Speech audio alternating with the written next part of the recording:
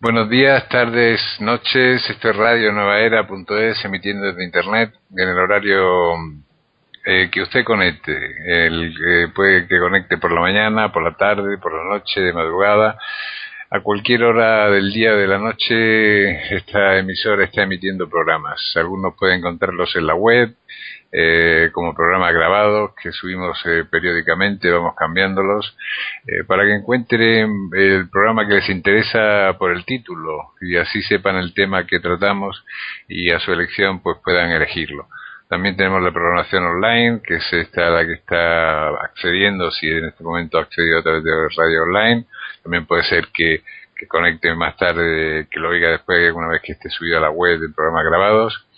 En cualquier caso, nuestra intención es ofrecerle conocimiento que viene de la mano de personas que tienen experiencia, que tienen un bagaje, que tienen un saber, además de asimilado porque lo han aprendido, lo han decantado por su propia experiencia.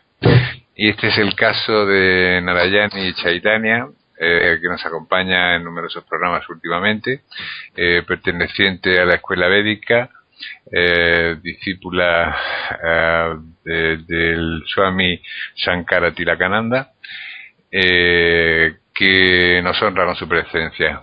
Namaste, buenas tardes, Narayani. Namaste, Antonio, buenas tardes, muy buenas tardes a todos. Hoy hemos quedado en hablar de un tema muy de actualidad, por el déficit que hay del tema que vamos a tratar precisamente, que es el contento. El contento entendido, ahora vamos a tratar este asunto, pero pienso yo que entendido como la capacidad de estar satisfecho, ¿no? ¿Qué tiene que decir la enseñanza védica a este respecto? Bien, el concepto en sánscrito, la palabra en sánscrito se llama santosha, y santosha significa contentamiento. Quiere decir que es la facultad de sentirse a gusto con lo que se posee y con lo que no se posee.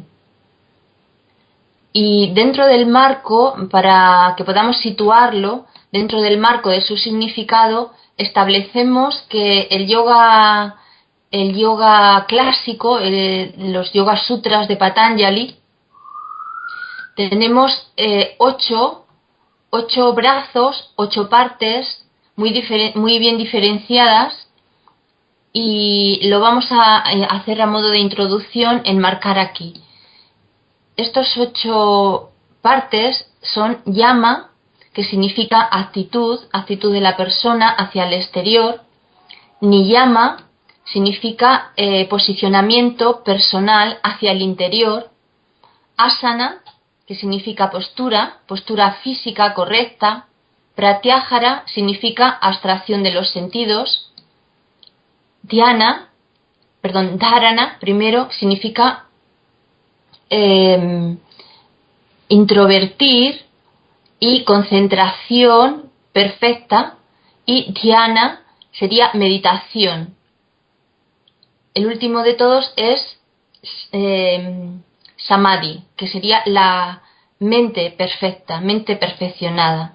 Entonces, dentro de los yama y niyama, los yamas serían ahimsa, que es no violencia; satya, que es veracidad, verdad, decir la verdad; asteya significa aceptar; brahmacharya sería moderación; y aparigraha sería desapego. Y los niyama, entre los niyama tenemos socha, que es limpieza; santosha, que es el que nos tratamos hoy, que es contentamiento; tapas significa esfuerzo; swadhyaya, estudio de uno mismo o estudio de las escrituras; y el último es Ishvara Pranidhana, que es entrega al Señor de todos tus actos. Entonces, el segundo de estos niyamas es el que hoy hablamos, que es santosha. Es interesante la perspectiva que has apuntado, en relación con el hecho de poseer o de ser, ¿no? Porque en función de estas cosas, de estas dos características, parece que se fundamenta toda nuestra felicidad, nuestra alegría, ¿no? El hecho de ser y el hecho de poseer, ¿no? Exactamente, ¿Cómo? sí, porque nosotros cuando realizamos acciones, el fruto de nuestras acciones hace que nos sintamos satisfechos o insatisfechos. Y también cuando poseemos cosas, eso hace que estemos satisfechos o insatisfechos. El significado del santosha en el caso de la riqueza es que la satisfacción está unida a lo que uno tiene, tanto si es más como si es menos. Y hay un dicho que dice que no es más rico el que más posee, sino el que menos necesita, puesto que está perfectamente contento con lo que tiene. El resultado del contentamiento es la felicidad completa. Esta es una enseñanza muy profunda del yoga. Pero este estado de felicidad o de contentamiento, ¿cómo se puede conseguir? ¿A través de estos pasos que ha enunciado, de concentración, de desapego, de entrega al Señor, o son independientes unas cosas de otras? Bueno, podemos pensar que podrían ser independientes, pero es que en realidad al final unos vienen de la mano de los otros. Esto es lo que luego en la práctica ocurre. Por ejemplo, en el caso de los yamas, entre ahimsa, que es la no violencia, y satyam, que es decir la verdad, hay muchos aspectos de ahimsa y de satyam que están tan unidos que podrían asociarse perfectamente. Por ejemplo, el que realiza violencia, vamos a poner un ejemplo muy básico, el que realiza violencia normalmente desea ocultar su violencia para no ser reprendido o no ser corregido. Y entonces para ello necesita mentir fácilmente. Entonces la mentira está asociada a esta protección de haber realizado algún acto violento mucho más fácilmente que una persona que no tiene nada que ocultar. Esto es muy complejo. Luego, dentro de los estratos de nuestra mente y cómo funciona nuestro subconsciente, nuestros recuerdos, todo eso, pues no es tan sencillo, ¿no? Los seres humanos tenemos una complejidad en la mente. Pero sí podríamos decir que todos estos pasos de la Ashtanga Yoga, de los 8 pasos y de los 5 yamas y los 5 niyamas, básicamente unos vienen de la mano de los otros, y entonces el hecho de conseguir realizarlos todos es la búsqueda a la que se encamina el yogi que desea alcanzar un alto estado en la meditación. ¿Qué ha de seguir estos pasos que ha enunciado? Evidentemente que tiene que llevarlos todos simultáneamente adelante, ¿no? Simultáneamente. Puede que por nuestra personalidad pues fallamos más en unos que en otros, pero en realidad es la consecución de todos ellos, el intento de conseguir todos ellos. Sí. Yo estuve en la meditación que dio, y en la charla que impartió el viernes pasado Swami Shankara-Tilakananda. Sí. Y me llamó la atención que él decía que en la antigua tradición védica no era aceptado un discípulo que no demostrara o hubiera demostrado un carácter bondadoso, ¿no? O sea, que no mintiera, que no robara, que no tuviera una serie de cualidades morales, ¿no? Sí, así es. Dentro de, precisamente en las escrituras, en las antiguas escrituras védicas, hay una serie de normativas según las cuales los maestros no aceptaban no aceptaban ciertos discípulos si, por ejemplo, no cumplían determinadas características. Efectivamente, algunas de ellas eran no mentir o no ser violentos, por ejemplo, pero otras estaban relacionadas directamente con la higiene personal de la persona, con su limpieza, tanto de su cuerpo como de sus enseres o de sus lugares de ocupación, habitaciones, etcétera. Entonces, un discípulo que no tuviera cuidado tanto de la estética como de la limpieza, pues no iba a ser fácilmente admitido por un maestro. Esto sí, a mí siempre también me llamó la atención, pero me parece que efectivamente es algo muy importante. Pero qué curioso, ¿no?, que el tema de la limpieza se le dé tanta importancia, ¿no? Parece algo relativamente obvio en la civilización actual, occidental por lo menos, ¿no? Uh-huh. Pero que se le dé tanta importancia es curioso, ¿no? Pues sí, en la tradición donde yo he aprendido, en la escuela donde yo he aprendido y con los maestros que yo he aprendido, este ha sido un punto que ha sido siempre muy importante. Precisamente la primera, vamos a decir, efectivamente, la primera de las enseñanzas que nos daba el maestro de nuestro maestro, Swami Tilak, el venerable Swami Tilak, que ya desaparecido desde 1984, la primera lección era agua y jabón. Curioso. Curiosamente, agua y jabón, y ya después todo lo demás. Y también, pues mi maestro Swami Sankara-Tilakananda ha dicho muchas veces, porque yo esto lo he escuchado de él en muchas ocasiones, que según cómo está tu vestido, según cómo están tus ropas, según cómo tienes tu habitación, según cómo tienes tus cosas, tus pertenencias, así está tu mente.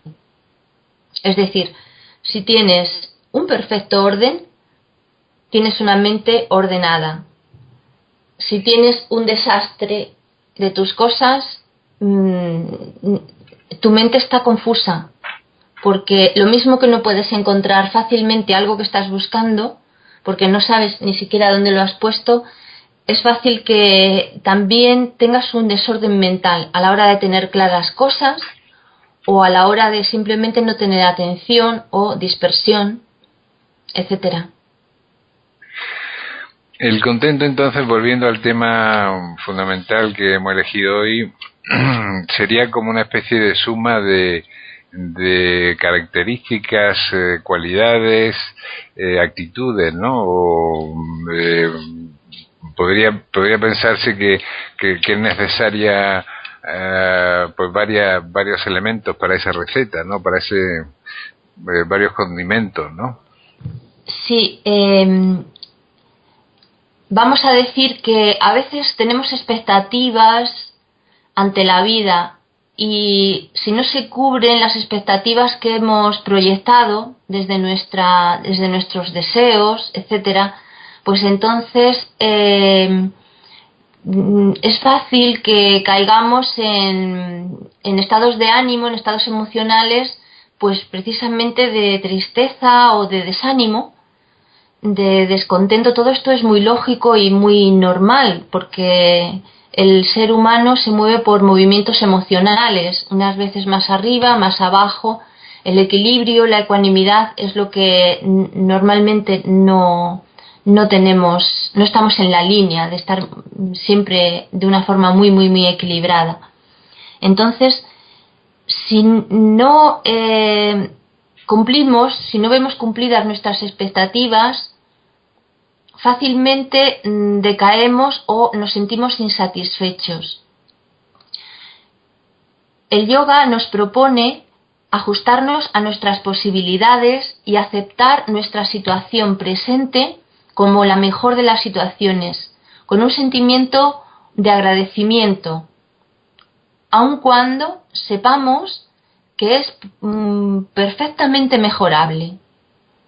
Entonces, desde la base de este pensamiento de que todo puede ser mejorable, podemos marchando desde un punto en el que ya somos felices ante lo que está, ante lo que hay. Y desde esta plataforma podemos tirar para arriba. O sea, lo primero sería la aceptación del momento presente, ¿no? Aceptación, pero con felicidad, efectivamente.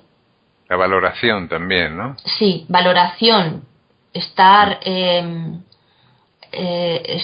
tener un punto de vista objetivo. No estamos diciendo con esto que veamos bonito lo que sea feo. Eso no es exactamente lo que queremos expresar, sino tener una cierta satisfacción con lo que hay. Y a partir de ahí podemos tirar para arriba, podemos avanzar y mejorar. Pero Narayani, una de las claves que últimamente se ha hablado mucho de esto, ¿no? No es el pensamiento positivo, no es necesario tener una actitud positiva, porque continuamente estamos interpretando la realidad, ¿no? O sea, lo que nos pasa a diario, estamos dándole una interpretación. Hay culturas para los que la muerte es un acontecimiento feliz y lo celebran, y nosotros pues nos deprimimos y lloramos, ¿no? Uh-huh. O sea, en realidad estamos interpretando lo que sucede, ¿no? Sí. El pensamiento positivo está en la línea de lo que estamos más o menos queriendo decir también con Santosha.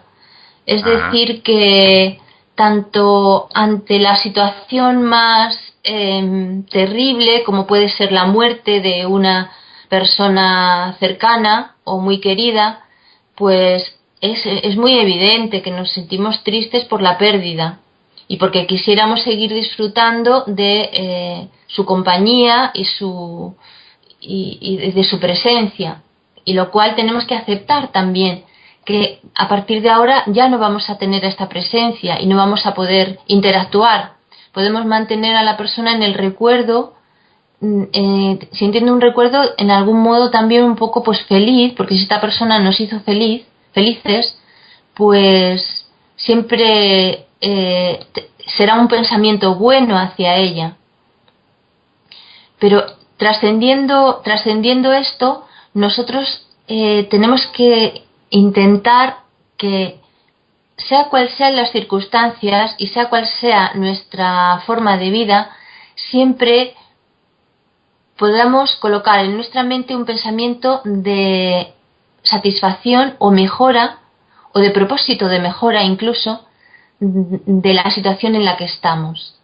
Y si la situación en la que estamos sabemos que no la podemos mejorar en ciertos ámbitos, al menos encontrar que podemos estar perfectamente felices en ella. Ya sé que es un poco difícil de aceptar, sobre todo en esta cultura que nos enseña todo el tiempo que tenemos que desear cosas y que nuestra felicidad está en las posesiones y en tener más y en conseguir, y también es un mundo muy competitivo, pero si miramos hacia adentro, si miramos hacia nuestro interior, cada uno de nosotros completamente como desnudos, sabemos que tenemos unas limitaciones, sabemos sabemos cómo somos, básicamente, y sabemos que a partir de ciertas cosas eso es lo que hay y eso es lo que somos. Entonces tenemos que autoafirmarnos en esta situación y en este movimiento, y ser capaces de mantenernos satisfechos positivamente aquí. Pero ¿no es un poco contradictorio la ambición de perfección o de mejora con el hecho de estar satisfechos? Una cosa lleva a la insatisfacción, aunque sea para mejorar, y es difícil mantener las dos actitudes simultáneamente, ¿no? Solo que con un matiz, el matiz que emocionalmente, en el cual emocionalmente yo no me desequilibre. Si pretendo mejorar desde donde estoy, pero no me vengo abajo emocionalmente, entonces sigo manteniendo un pensamiento positivo. Pero si me vengo abajo, entonces incluso puedo perder la oportunidad de mejorar, porque no pongo una actitud mental o una emoción adecuada para incluso enmendar eso. No sé si me expreso. No lo he terminado de entender, la verdad. A ver, lo que quiero decir es que si dentro de nuestra mente tenemos dos posibilidades. Una, estar satisfechos con lo que tenemos, y otra, no estar satisfechos. Siempre que estemos satisfechos con lo que tenemos, podremos incluso también mejorar. No quiere decir que no hagamos nada para mejorar. Pero Ajá. si aún así sabemos que es imposible mejorar algo por las circunstancias que ya conocemos, lo que no debemos hacer es venirnos abajo emocionalmente, porque incluso la situación la podemos poner en peores condiciones. Se trataría como de autorregularse, ¿no? Regulando el nivel de aceptación, el nivel de exigencia, el nivel de en función de los resultados, de la expectativa y de las posibilidades que cada uno tiene, ¿no? En cada momento, ¿no? Sí, y porque el yoga habla de una idea muy importante que es el control emocional. Y el control emocional nunca lo debemos perder, tanto en lo bueno como en lo malo. Hay una enseñanza que Krishna dice a su discípulo Arjuna en el texto Bhagavad Gita, y él le dice que debe estar satisfecho y debe sentir el mismo tipo de emoción ante el oro o ante la piedra, ante el frío o ante el calor, ante el honor y ante el deshonor. Entonces, cuando uno contrasta estas cosas que son tan diversas, ¿cómo puede sentir alguien lo mismo por la piedra o por el oro? ¿Cómo puede estar uno lo mismo ante el honor y ante el deshonor? Casi que nos llama mucho la atención porque parece que eso es imposible, pero es ese control de la mente, esa ecuanimidad mental, que es la que con la cual el yogi consigue mantener una mente equilibrada. Y esto es el Raya Yoga, el yoga real o el yoga del control de la emoción, del control de la mente. Sí. Pero eso implicaría el evaluarse sin mucho enjuiciamiento, ¿no? A veces se habla mucho en budismo y en hinduismo y en Vedanta, por lo que yo he leído, de la actitud del testigo, ¿no? De mantener una actitud de observación sin evaluación, ¿no? Sí, sí.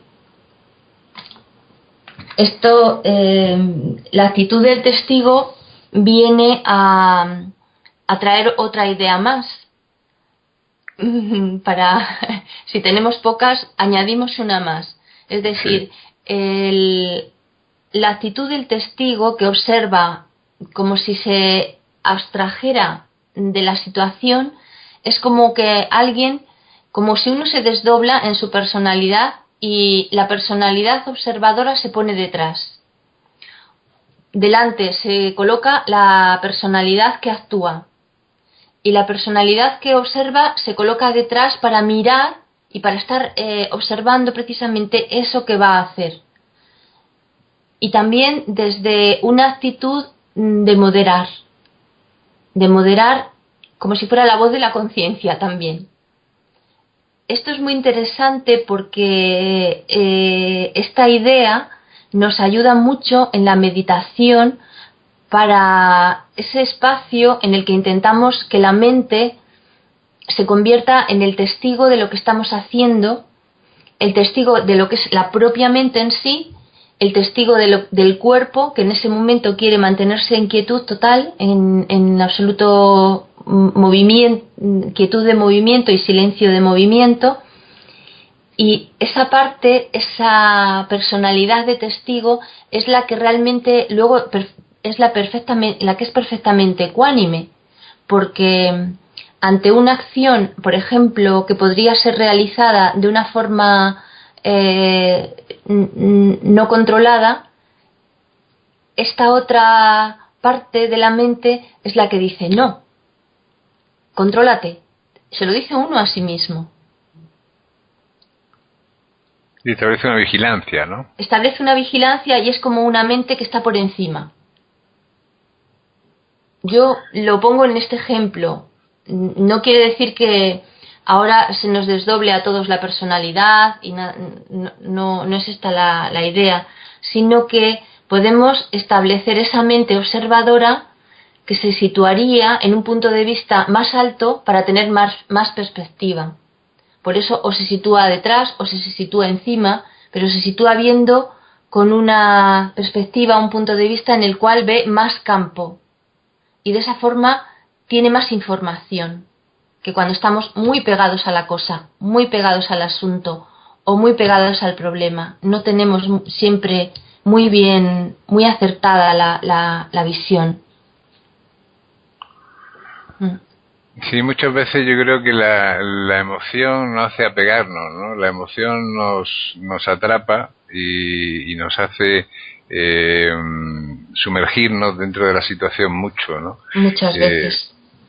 Y entonces tal vez el entrenarse en esa postura del testigo nos dé una visión, yo creo que de nosotros mismos, para poder explicarla a los demás también muchas veces. Uh-huh. Porque a veces pretendemos que se nos intuya y no explicamos lo que nos sucede o qué es lo que está pasando, ¿no? Sí. Pero muchas veces porque tampoco lo identificamos nosotros, porque estamos metidos dentro de ello. Ha comentado también el tema de la devoción. Este otro aspecto necesario de la devoción al Señor, la devoción al gurú interior, me imagino, o a Dios, o en fin, o al ser espiritual, o sí. Ese es otro aspecto también del contento, de la satisfacción, del sentimiento íntimo de, si no de felicidad, por lo menos de bienestar. Pues en cierta manera, en una manera bastante importante, sí, porque el concepto que le decía es el llamado en sánscrito Ishvara Pranidhana, que significa, el significado de estas palabras es como la entrega de la energía vital, de nuestra energía a Dios. Entonces, esto es como decir que todo lo que hacemos lo hacemos como pensando en Dios o lo hacemos para entregarlo a Dios. Este concepto creo que es fácil de entender porque en el caso de las personas muy devocionales y de que tienen la emoción puesta en su... Todo lo hacen desde el corazón, con mucho cariño y con mucho amor. Entonces, Ishvara significa Dios, es un término en el cual se ve a Dios como una inteligencia superior, traducido en castellano por la palabra Dios, y pranidhana es la donación de mi energía a Dios, es decir, rendir a Dios todas las acciones. Esto también pues se relaciona con el contento, puesto que si entregamos a Dios todos nuestros actos y tenemos nuestra atención puesta en este tipo de acción, nuestra calidad de la acción va a ser superior y también el fruto de la acción sería totalmente inegoísta.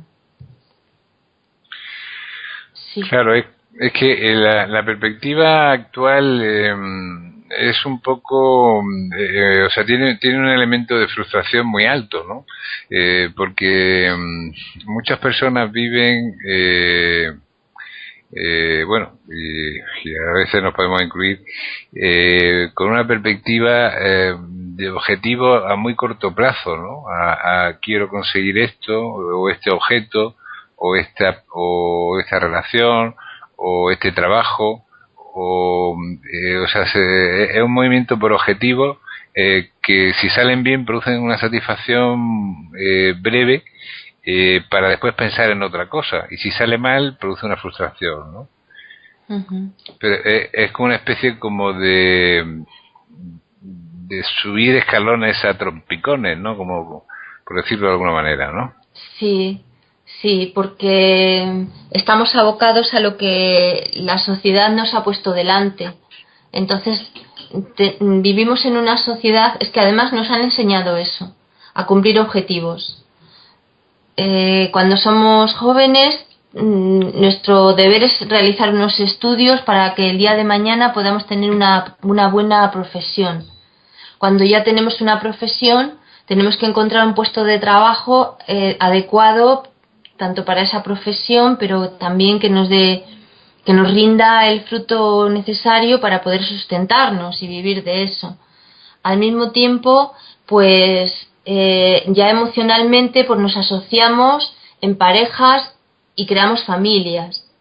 Lo mismo que hemos visto hacer a nuestros anteriores, a nuestros antepasados, generación tras generación. Es decir, todo eso es lo que hemos ido aprendiendo. Entonces, a lo mejor, según nuestra etapa de la vida, vamos cumpliendo esas partes que es la que nos toca en cada momento. Pero a veces miramos hacia arriba o hacia abajo o hacia un lado y podemos decir, pero no solamente es esto el sentido de la vida, quizás, y puede ser que dudemos a ver si estamos haciendo lo que realmente hubiéramos querido hacer, o lo estamos haciendo de la manera en que lo hubiéramos querido hacer, o podríamos haber tenido una amplitud de miras un poco mayor y haber hecho otras cosas en lugar de esas, o además otras cosas.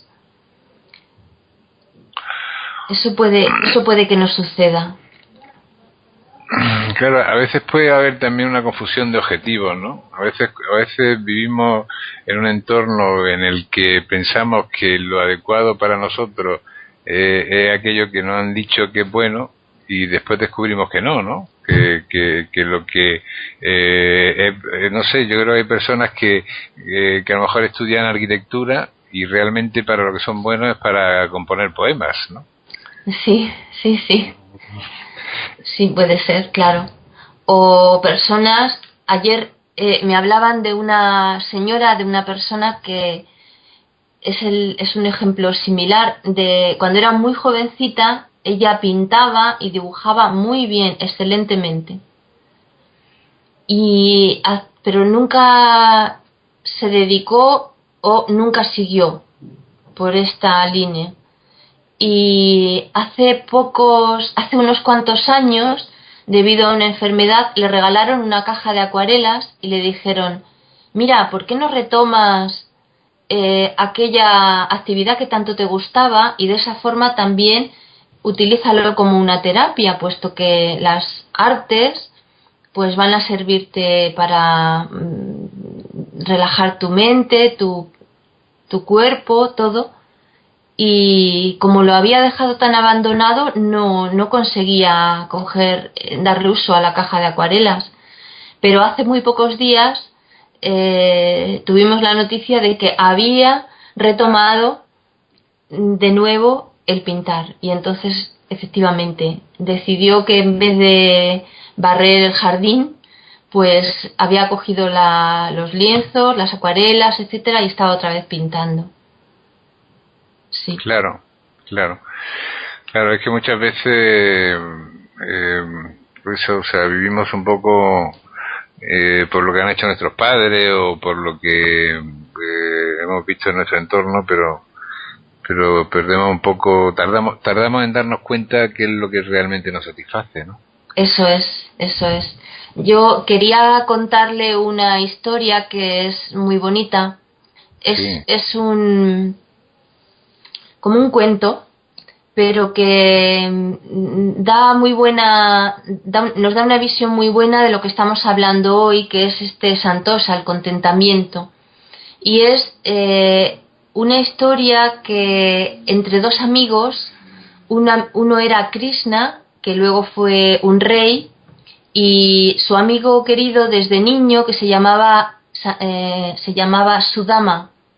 Entonces ellos crecieron juntos, jugaron juntos de pequeños, amigos de la infancia, pero ya al llegar a determinada edad pues se separaron con tristeza porque no hubieran querido separarse, pero la vida les condujo cada uno por un camino. Entonces Krishna se convirtió en un rey muy importante y Sudama se casó con una bella mujer y Sudama se dedicó al sacerdocio.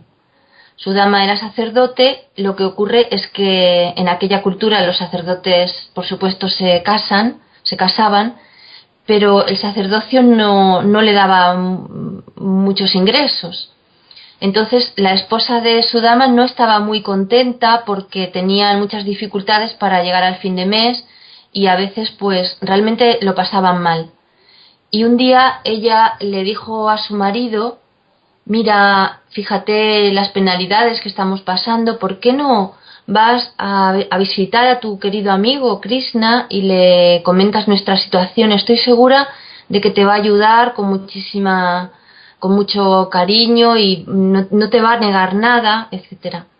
Pero Sudama le dijo: mira, yo voy a ir a ver a Krishna porque además me da una alegría tremenda poder visitarle, pero yo no soy capaz, no le voy a poder pedir nada, yo voy a visitarle y nada más, no te prometo que le diga nada. En fin, partió. Antes de marcharse, la esposa le metió en la bolsa un regalo para Krishna, que era un pedazo de arroz cocido de una forma pues que era lo único que tenían, un trozo hacían una especie como unas bolitas de arroz y un poco de esto se lo envolvió y se lo llevó para que se lo llevara para llevarle algún presente. Entonces cuando llegó Sudama a ver a Krishna, le abrieron las puertas y le dijo: por favor, anúncienme que soy su amigo de la infancia y mi nombre es Sudama. Y cuando Krishna oyó el nombre de Sudama, salió corriendo y fue hasta la puerta a recibirle. Y se abrazaron muy contentos los dos. Bueno, ¿qué me has traído? Enséñame tu bolsa. No, si es que no te he traído nada. Ah, seguro que me has traído algo. Enséñamelo. Y encontró el trozo de el arroz. ¡Ay, qué rico! Esto es mi favorito, qué bueno. Se lo estaba comiendo enseguida. Estaba muy feliz de su arroz. En fin, los dos rememoraron antiguas experiencias de sus juegos, etcétera, y al día siguiente se despidieron. Sudama no había sido capaz de pedirle nada y partió para marchar a su casa y finalmente pues venía pensando: mi esposa se va a enfadar porque yo no le he dicho nada a Krishna y no sé, vamos a ver qué opina ella porque seguro que no va a estar contenta. Cuando estaba llegando a su casa, pues no encontraba la casa, no la veía. Él vivía en una cabaña en el bosque y no encontraba el lugar. Y por allí cerca, más o menos donde pensaba que estaba en su casa, aparece una gran mansión, como un gran palacio, y él pensó que se había perdido. Pues ahí no vivía él. Y repentinamente a la puerta del gran palacio apareció su esposa, corriendo hacia él y le abrazó. Ella estaba vestida con finas sedas, etcétera, y le dio las gracias. Le abrazó a su marido, le dio las gracias y le dijo: fíjate, Krishna, lo que nos ha dado.